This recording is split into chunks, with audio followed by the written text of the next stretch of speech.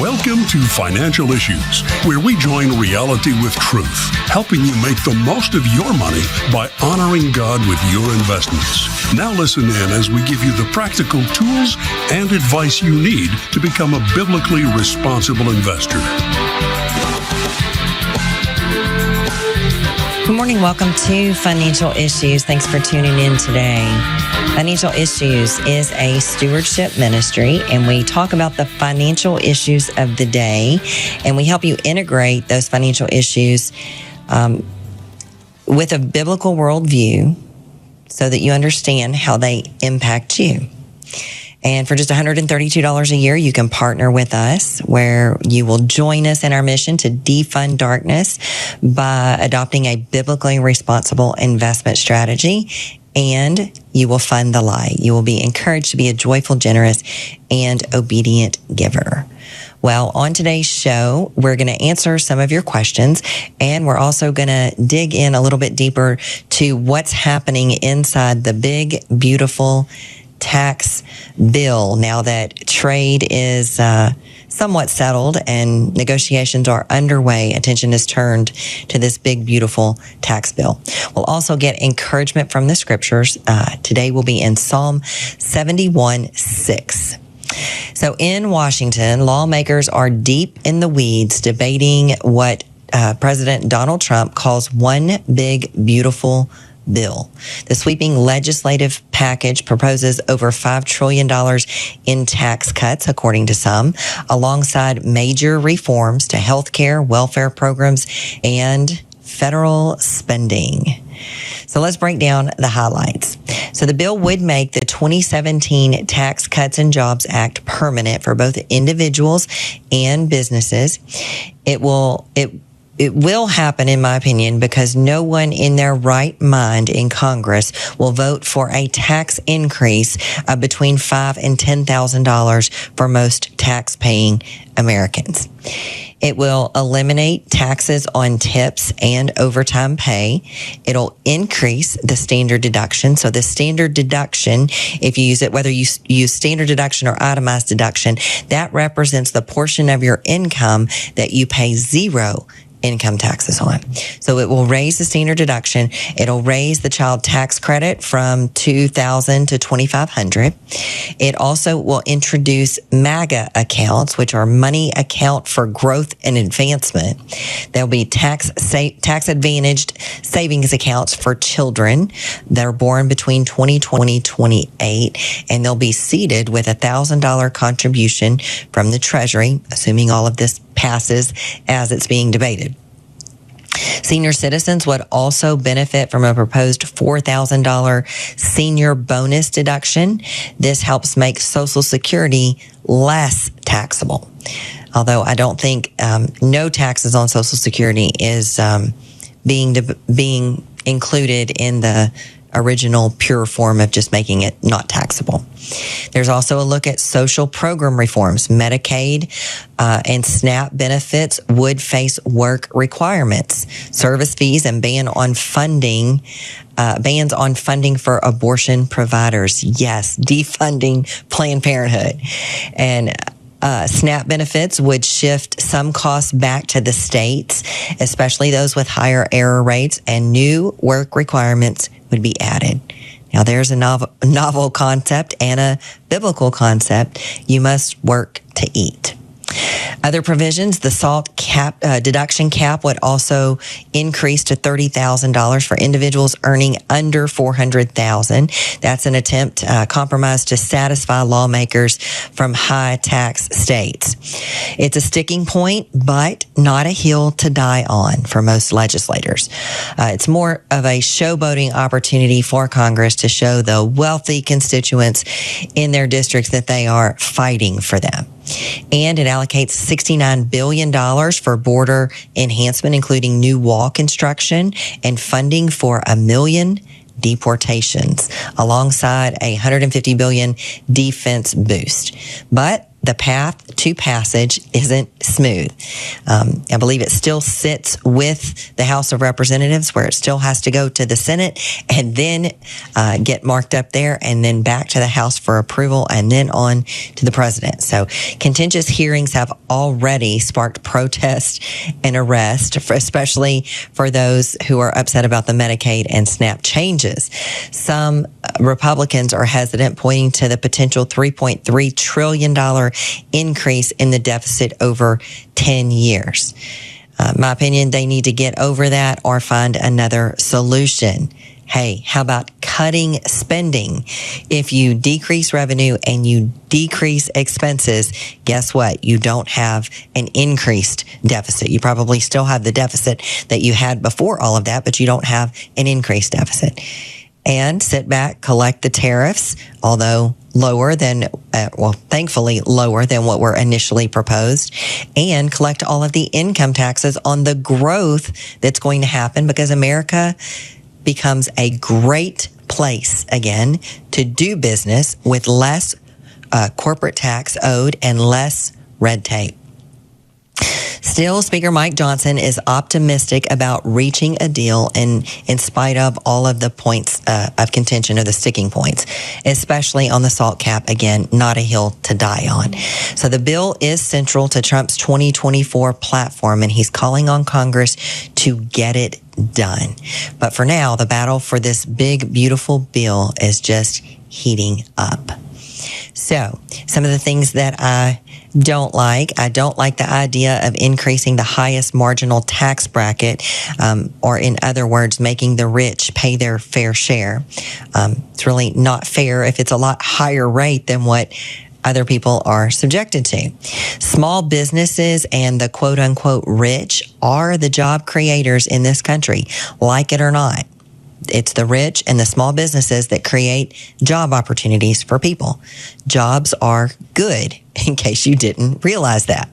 Growth in the economy is good. It creates revenue for the government in the form of taxes. It's not the inflationary growth, like printing money and giving it to people to buy stuff, which was basically the tactics used under the last administration. I want to dig into two things that I think could be really great here. So Senator Ted Cruz from the great state of Texas, that is my state, has introduced two bold proposals that aim at jump-starting savings and investment for American families, creating a new generation of savers and investors. First, the Invest America Act. The bill would create a $1,000 federally funded investment account for every child that's born between 2025 and 2028. Hey, there's a little incentive to not have that abortion that you might be considering. And it debunks the theory that these children are just going to, decrease your lifestyle, cost you more money than you can afford. The funds would be managed by an approved financial institution until the child turns 18, encouraging long-term savings for education, a home, and retirement. The money would grow tax-free, and qualified withdrawals would also be tax-free. The goal? To give every American a head start on building wealth and breaking the cycles of poverty. What I like about it? It starts with $1,000 and gives you the opportunity for friends and family to add in $5,000 a year. So if you do that, start with $1,000, add in $5,000 a year for the next 18 years. If it grows at an average of 8%, your 18-year-old ends up with $190,000 worth of tax-free savings that they can use to do some of those things that I just talked about. If they leave it there until age 35 and continue contributing that $5,000, by the time they're 35, they're going to have almost $1 million.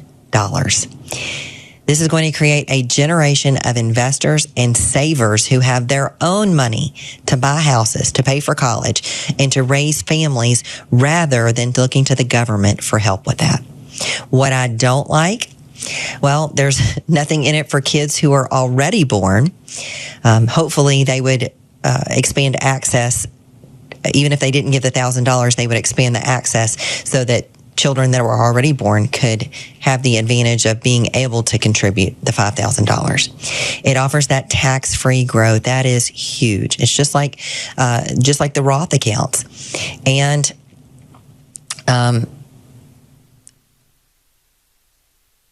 it's like the Roth accounts that could give access to those who have higher incomes. What I don't like about it, possibly no BRI options for the investments unless they make it a self-directed account. So right now they're talking about approved financial institutions and having the money invested in index type funds.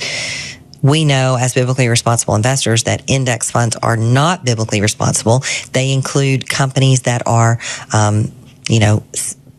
spending money to promote the causes in this country that are against Christian values, like abortion, pornography, LGBTQ agenda, and all of those things. We're going to take a break, but we're going to come back. I'll wrap up this and get to the other idea that I really like inside the big, beautiful tax bill. Stay tuned.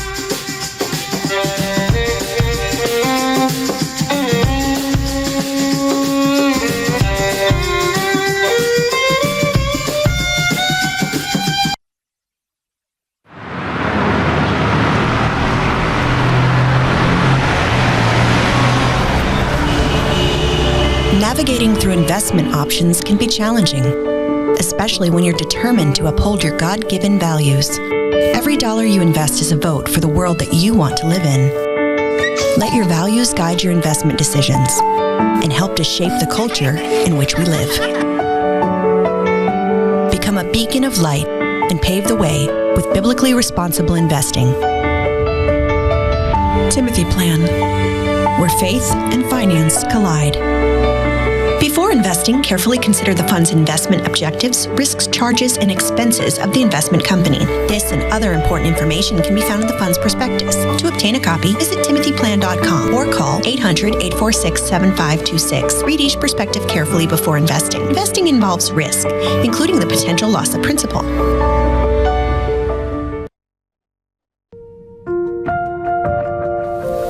I remember my life before I met Jesus.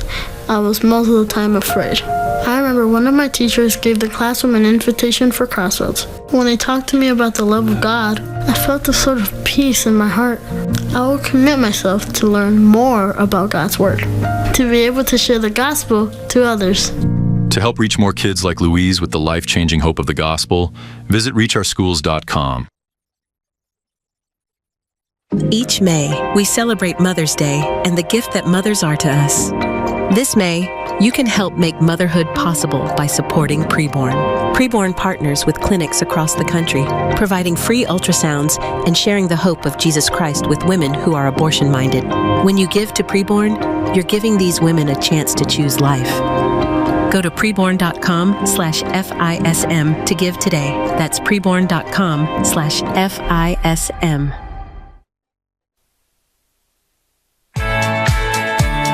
Securities offered through G.A. Reppel & Company, a registered broker-dealer and investment advisor, member FINRA and SIPC.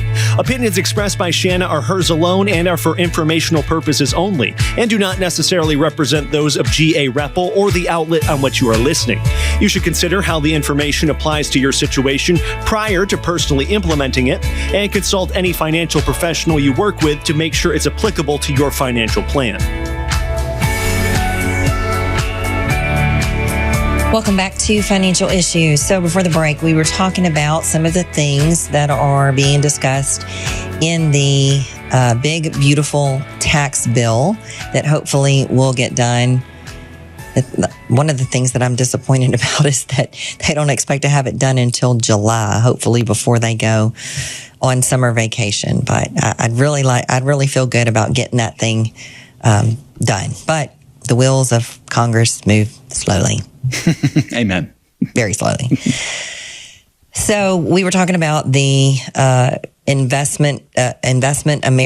America Act, I think is what it's called, by Senator Ted Cruz, where they're going to They're talking about seeding $1,000 to a child, every child that is born, and then giving friends and family the opportunity to add another $5,000 to it. I think this is a good thing. They're going to give it the same kind of tax treatment that they give the Roth account, which is tax-free growth.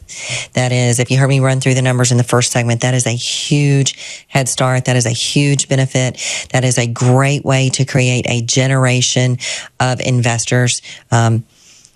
Children who will grow up to see the value of capitalism and, a capitalistic society that we have in the United States, and that will be very interested in using their God-given abilities and resources to generate wealth for themselves rather than relying on the government to do those things for them.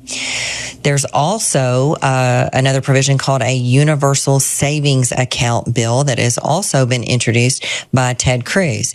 This would allow Americans to open a tax-free investment account of, I've heard, somewhere between $5,000 and $10,000 in annual contributions that they could make with no restrictions on how or when the money can be used. So this is different from the Roth IRA and the traditional IRA that sort of earmarks that money for retirement. So Americans would be able to take it out penalty-free and tax-free for emergencies, education, to buy a car, to buy a home. This account gives everyday Americans the freedom to save and invest with flexibility in a tax-advantaged way.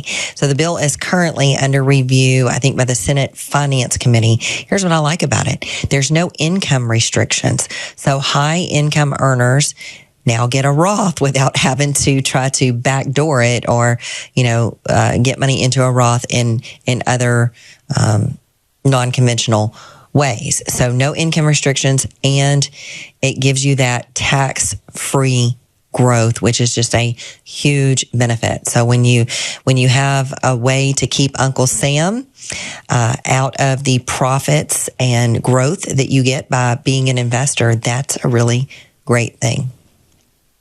And again, it creates this generation of investors who are appreciate what we have here in the United States and really make efforts to take care of themselves and their own rather than relying on the government. So what can you do? Contact your congressperson. Tell them that we want this.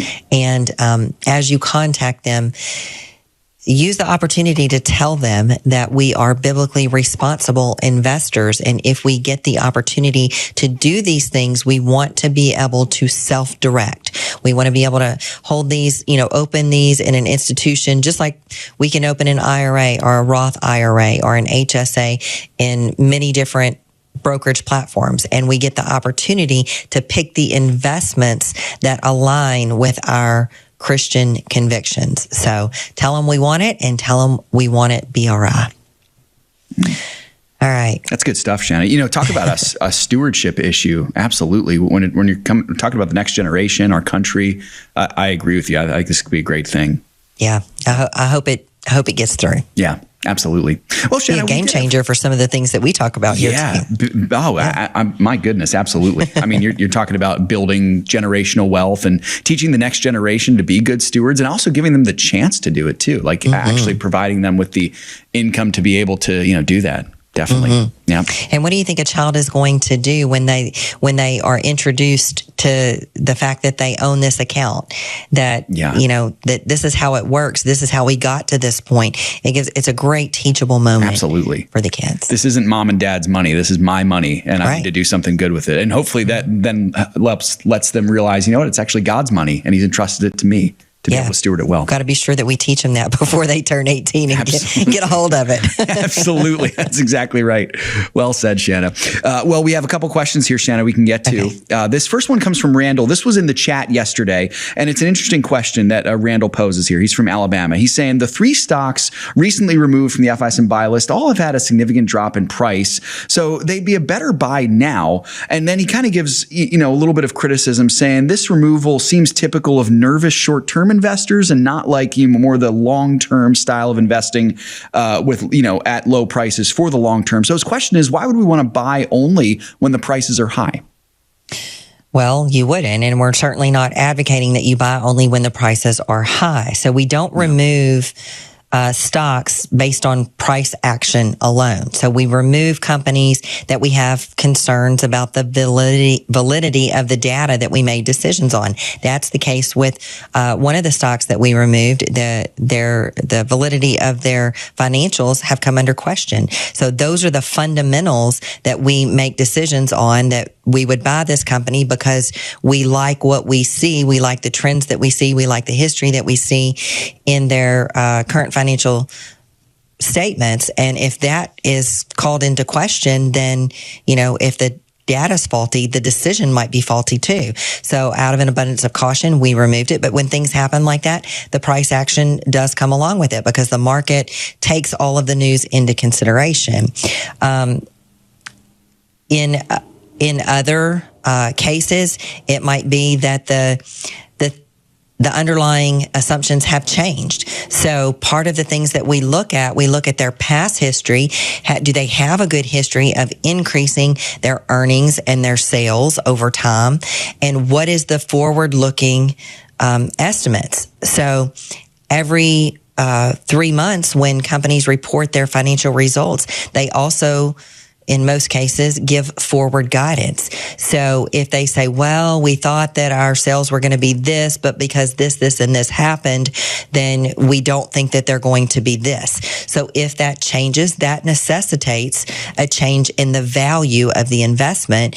And we may consider that the price that it is currently is no longer a good entry price. So, it's not just price, and Warren Buffett certainly doesn't, invest just based on price. Just because a company has a low stock price or it goes down a whole lot doesn't mean it's a good investment. It could mean that there's something fundamentally broken with a company, or it could mean that they're being investigated. It could mean that they have irregularities in their accounting, and there could be good reasons that the price is lower and it doesn't necessarily reflect value. Shannon, I'm glad that you said that, because I've thought at times too, like, okay, I see a stock price go down. That means it's a good buy, right? Well, not necessarily. There are some other things that are happening there, and we have to be aware of those. So yeah, it's good. It does mean that if everything else is the same. Yeah. Right? Yeah. If there's just a unfounded fear about, like a general fear, like what we had with the tariffs, that, tariffs are going to be bad for the economy. It's going to cause the stock market to crash. Let's get out of everything. So if that's the reason that the stock price has gone down, and it's not a fundamental reason. So if all the fundamental reasons are still intact for the reason that we made the decision, and the price is the only thing that changes, then yes, it's a good value, but not the case for the stocks that were recently taken off. Great to know. Thank you for that, Shanna. Let's move now to Dennis. Dennis asking a good question. He's saying, if a sector allocation is 1%, do you suggest, Shanna, we have one stock meet that 1% allocation, or do you suggest for diversification, we have, for example, 2 stocks, each at 0.5% to meet that 1% allocation? Dennis is a friend of the ministry, appreciates the FISM team. It's a good question, Shanna. Dennis is 56 years old. What would you say? Yeah, I've seen Dennis around for a long time. Yeah. So yes, just one stock. If it's a 1% allocation, anything less than a 1% allocation in a portfolio is really sort of meaningless. And so I would, if it's a 1% allocation, I would just go for one company. Awesome. And Shanna, is that true for, say, it's a 3% allocation? Does that automatically mean 3 companies, or not necessarily? Not necessarily. I mean, it's up to you. I mean, when you're an investor and you have a 3% allocation, at a maximum, you would have 3 stocks, because 1% in each equals 3%. Or you could still just do, if you wanted to have more concentration in your portfolio. Now, the fewer holdings that you have, the more underlying risk that you have in your portfolio. The more holdings that you have, you're going to spread that risk around a little bit. But if you really wanted to concentrate, let's say that you are going to the buy list, you're trying to fill out a sector, and there's only a 3% allocation. Well, maybe there's 5 stocks that are on the buy list, but after you've read about the stocks, you've read the description, you see, what they do, maybe you really only like one of them, or you really like one of them. It would be okay then to just, fill that 3% with that one company.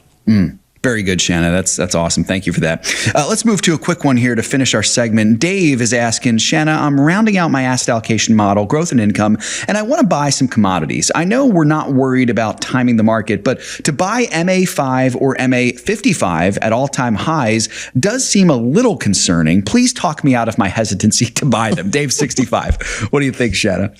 Well, there's probably been already a little bit of a pullback since you sent in that question. So, if you're concerned about the price going higher, fall back on our old principle of dollar cost averaging. So take the amount that you're wanting to place into these and put it in, let's say if it's 5%, do 1% a month for the next, a fifth of it, a month for the next 5 months. And then that way, that will sort of smooth it out. That will take out the emotional component of trying to time the market and figure out, when the best time to get in is.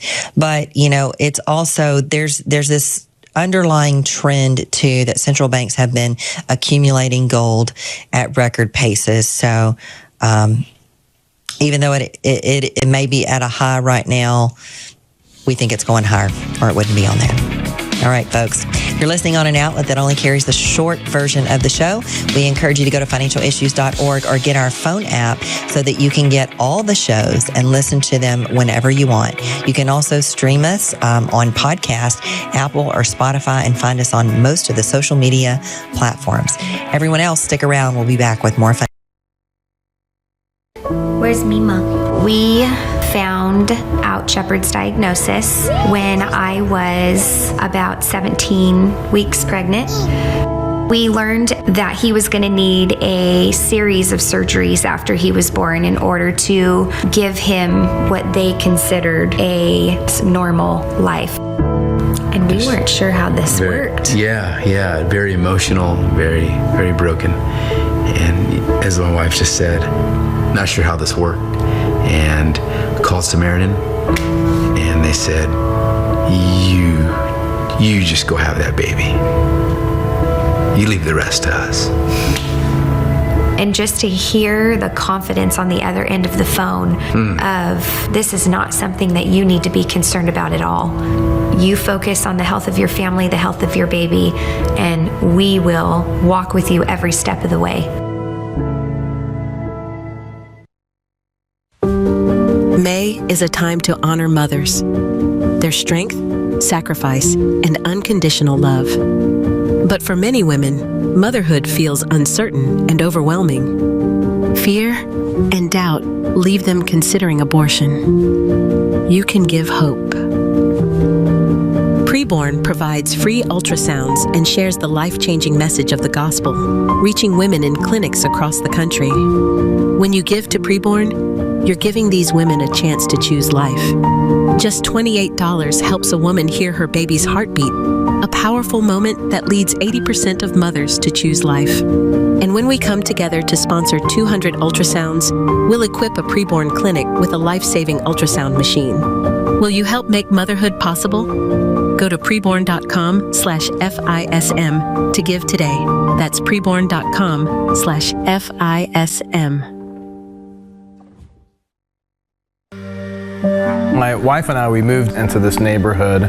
We had some experience with Crossroads Kids Club. We had served at another club. We kind of thought to ourselves, like, it would be really, really cool for us to actually bring in a club that was able to share the love of Jesus with kids directly into the school. And so we started our Crossroads at Hilltop. Crossroads is amazing. You can learn all kinds of things about God. That He loves all of us. He died on the cross to pay for our sins. That He will help me in every way. There is just such tremendous opportunity to reach kids in some of these areas that just aren't being reached. Sometimes I pray every night. When I feel alone sometimes, God is right there sitting next to me. I can rely on Him no matter what happens. To learn more about Crossroads Kids Club and how you can get involved, visit reachourschools.com.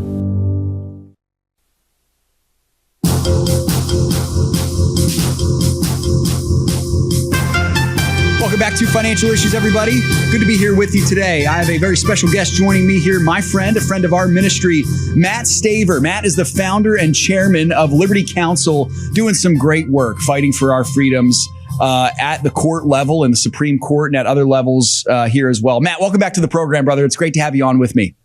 Thank you, Seth. Always good to be with you. Absolutely. And Matt, if you could just remind our listeners, we also have a new audience here, so perhaps they've never heard you speak before. Just remind them of some of the work that you do at your group. What do you guys do? Well, Liberty Counsel is a religious liberty organization advancing religious freedom, the sanctity of human life, and God's design for marriage and family. We do that through litigation, education, and public policy. We have offices in Florida, Virginia, Washington, D.C., and hundreds of affiliate attorneys around the country. We represent people advancing religious freedom, life, and family at no cost. So all of our representation is pro bono. And we've had cases all over the United States, including cases at the United States Supreme Court that have created generations that will last, or created precedent that will last for generations. And we have cases pending there right now. In fact, our website is very simple. It's lc.org, just two letters, lc.org. lc.org. Matt, thank you so much. Let's start there, actually. You had mentioned that you have a case pending in the Supreme Court right now in the state of Kentucky. What can you tell us about that? Yeah, we actually have several cases pending there, but this one here out of Kentucky is involving Kim Davis. It goes back to 2015, 10 years ago, when the Supreme Court issued this horrible decision, 5-4, Obergefell versus Hodges, that said that there's a so-called constitutional right to same-sex marriage. Kim Davis was the clerk in Rowan County, Kentucky. She asked for a religious accommodation, just simply to have her name removed from the license, and she was sued by the ACLU and others because they wanted her name on their license, even though they could have gotten a marriage license in many other places throughout Kentucky, but they wanted her name because of her religious convictions. She asked for a religious accommodation. She eventually was thrown in jail for 6 days. 6 months after the Supreme Court opinion, the governor gave a religious accommodation in December of 2015 to her and all the clerks. Then in April of 2016, the legislature unanimously passed a law that gave accommodation to all the clerks so they could have their names removed. So she got the accommodation she asked for, but then the plaintiffs wanted to get her personally responsible and bankrupt her. So the litigation continued against her personally. And now the case is before the United States Supreme Court. A jury was seated, two juries at, in fact, the same time, both hearing the same exact evidence. One jury came back with a 0 verdict for the plaintiffs. The other jury came back with $100,000 for both of those individuals who wanted her name on their license.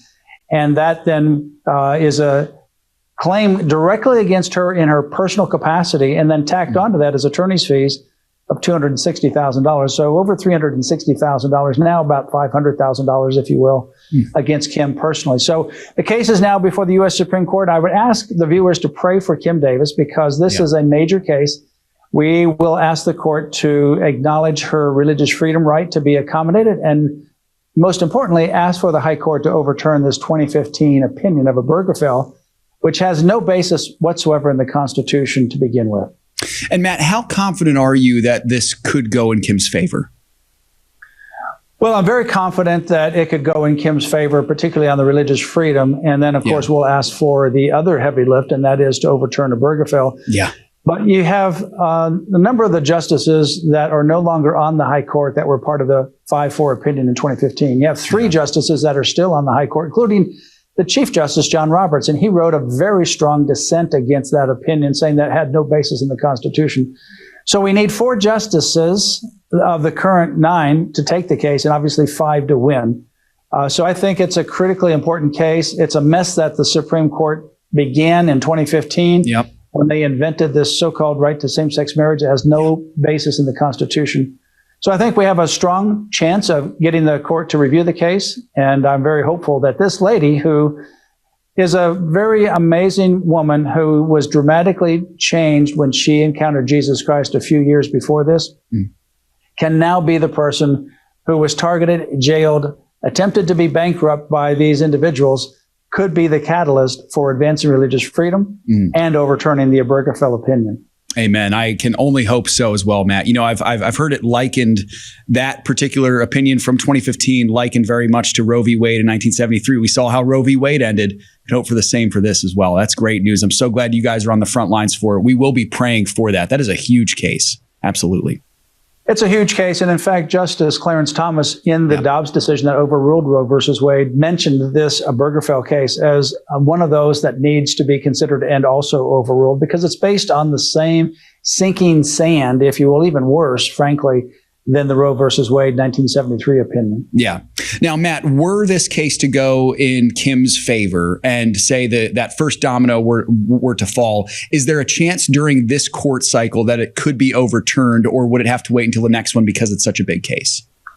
Well, it could be between now and June of 2026. And so what we have in terms of a timeline is the Supreme Court will have all the briefing necessary to make a decision about reviewing the case, to take it for consideration. And that will probably happen in what is called the Super Conference, which is early September of this year. And then if the court decides to take the case in that first conference, then we'll have a briefing schedule, oral argument, with an oral argument either at the end of 2025 or certainly early 2026, with a decision by the end of June 2026. Matt, we will pray for you guys. That is amazing that you're on the front lines there, and please do keep us updated for sure. You had mentioned that there is another case in the high court right now concerning the state of Maine, I believe it is. What can you tell us about that?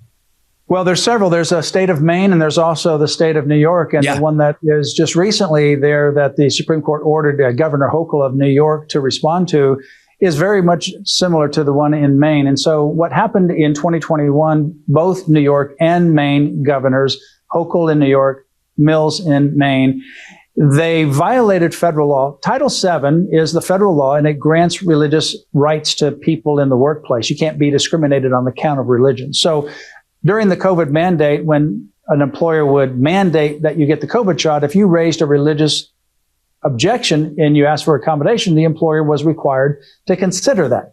Well, what Maine did and what New York did under Governor Hochul is issue a directive to the employers that they cannot, under any circumstances, follow the federal Title VII law, that if they grant or consider a religious accommodation from the COVID shot, they will be fined daily and lose their license to operate. Well, that literally takes away the rights that are granted under the federal law. So under the Constitution or federal law, when you have a right that's granted, a state can give you more rights than what the federal does, but they can't take away the rights. And all the circuit courts of appeal, except for this particular one out of New York and Maine, are in our favor. So there's a split in the circuits where states cannot take away rights of anti-discrimination laws when the federal law or Constitution grants you those rights.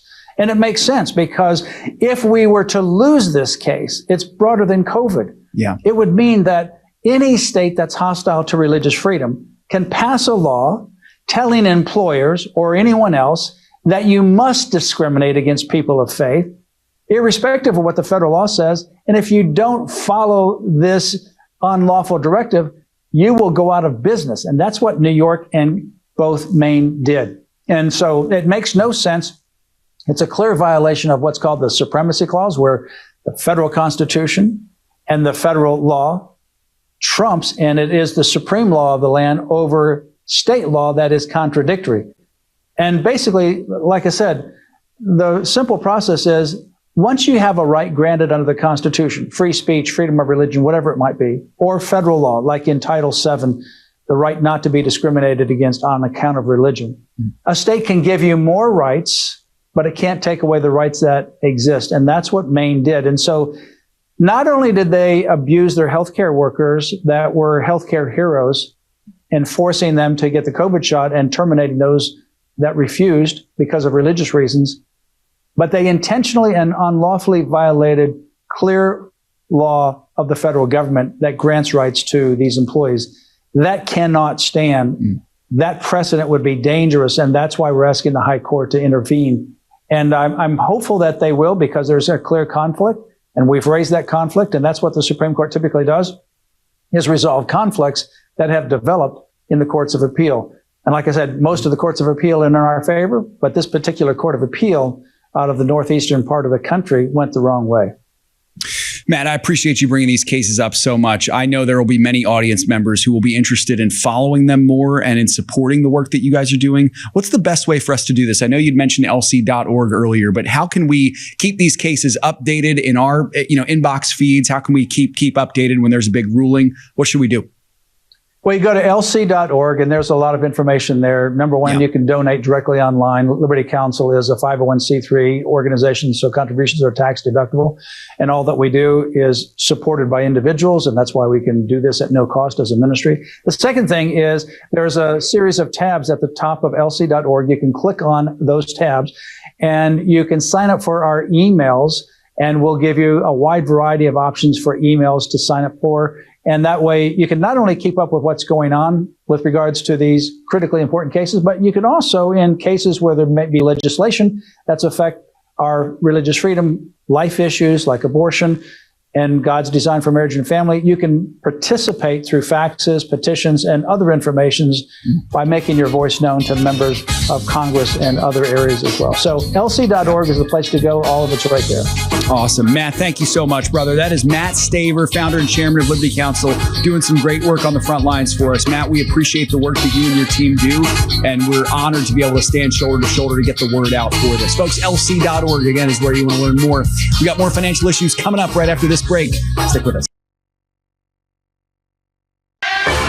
It's up to us to stand up and say, enough is enough.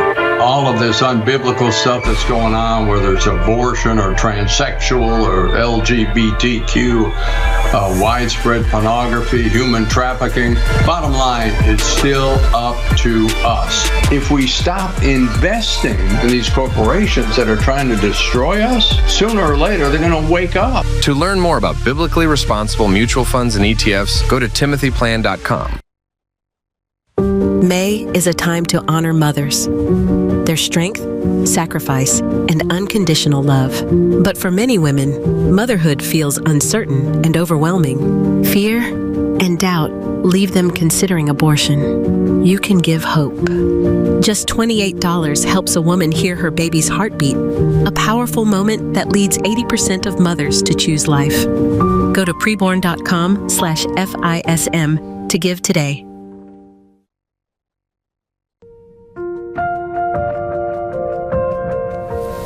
I remember my life before I met Jesus. I was most of the time afraid. I remember one of my teachers gave the classroom an invitation for Crossroads. When they talked to me about the love of God, I felt a sort of peace in my heart. I learned how to pray to God. It helps me through my day. I will commit myself to learn more about God's Word, to be able to share the gospel to others. Jesus has been a big impact in our family. Now we go to church every Sunday. I see more happiness and less arguments. God's love is so perfect, I will not change God for anything. To help reach more kids like Louise with the life-changing hope of the gospel, visit reachOurSchools.com. The opinions and recommendations expressed on this program do not necessarily represent the opinions of the station or any of the program sponsors. Additionally, all products or services offered by the program sponsors may not be known by the program. Good to be here with you today, folks. It's been a fun show, a busy show. Following up Matt Staver, we got another special guest on the show. I'll get to him in just a minute here.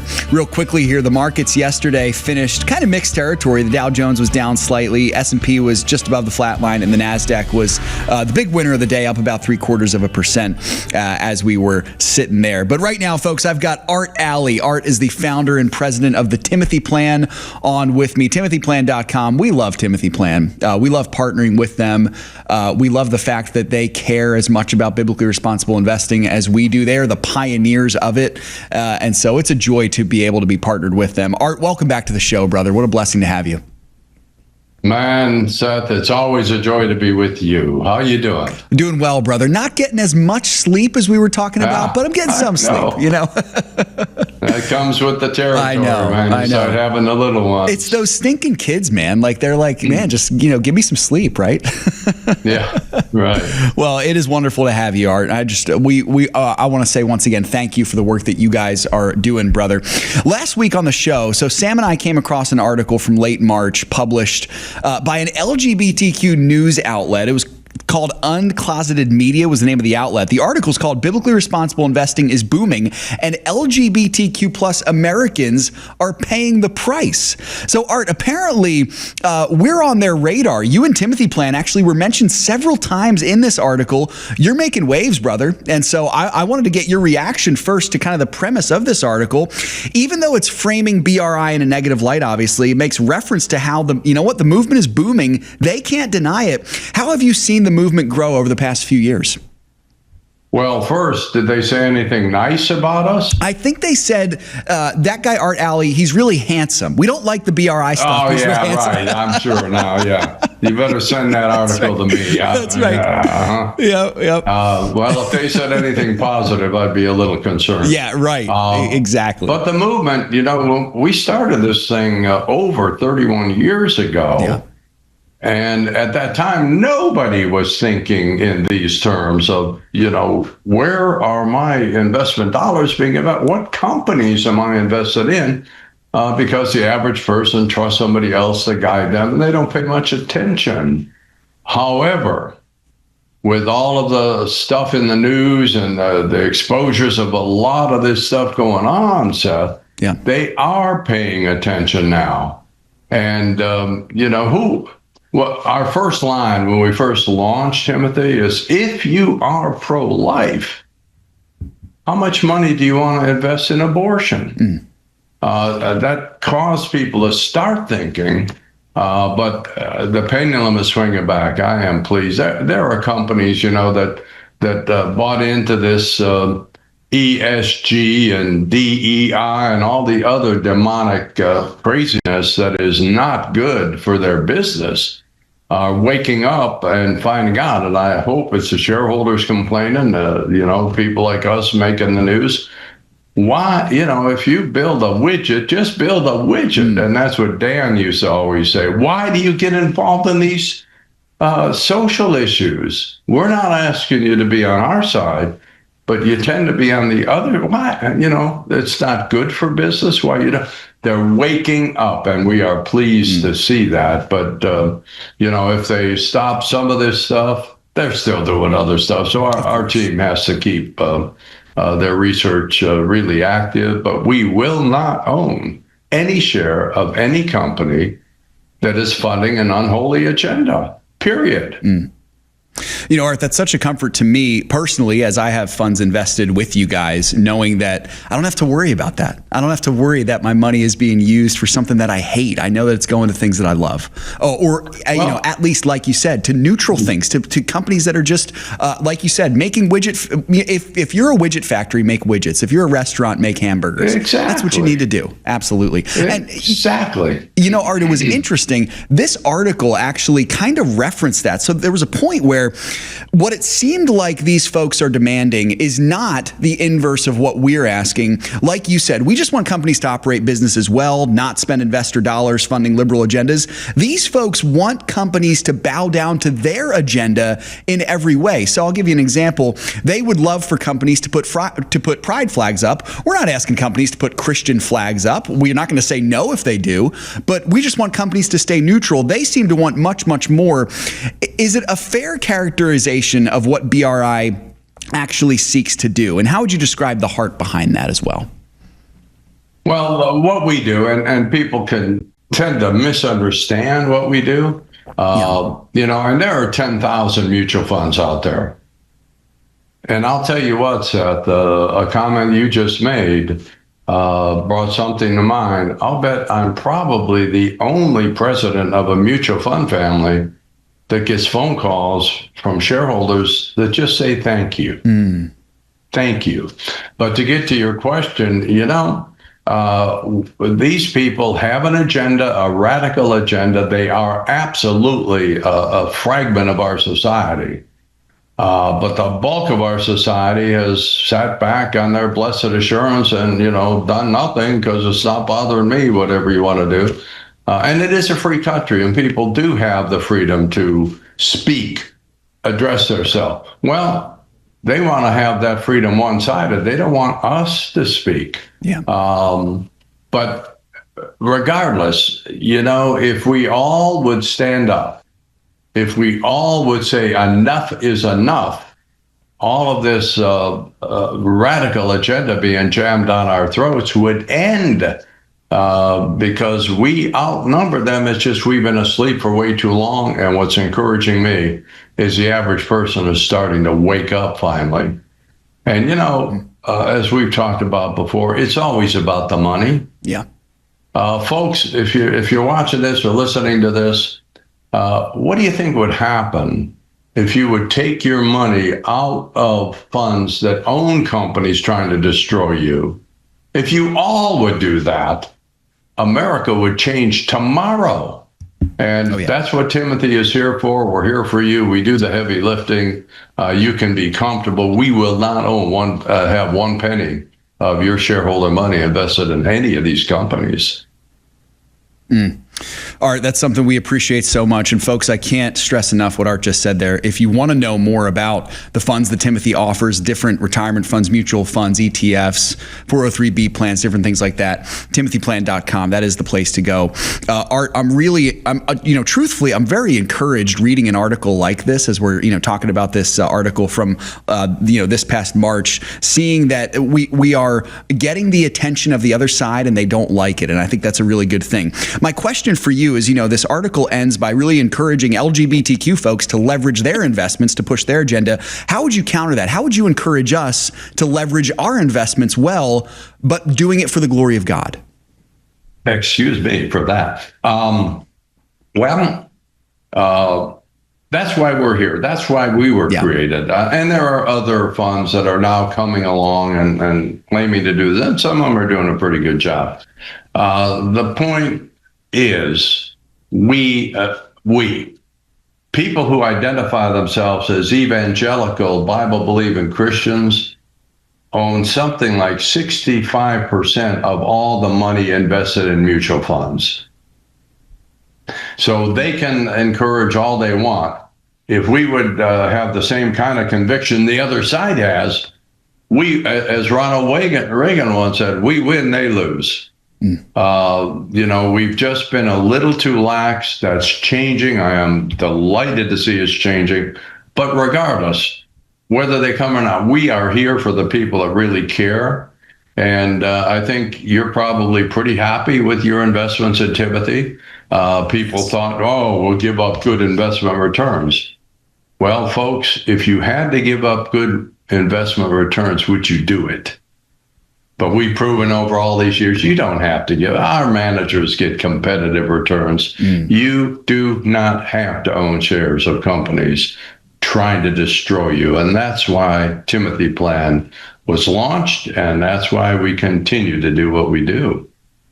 Art, that's awesome, brother. And I love that you mentioned that particular fallacy there, because we hear that all the time. Critiques about biblically responsible investing is that, okay, you can do it. It's great. You glorify God, but you're not going to get competitive returns. That's simply a lie. That's not true. You guys have proven that, 31 years of proving that that is not true.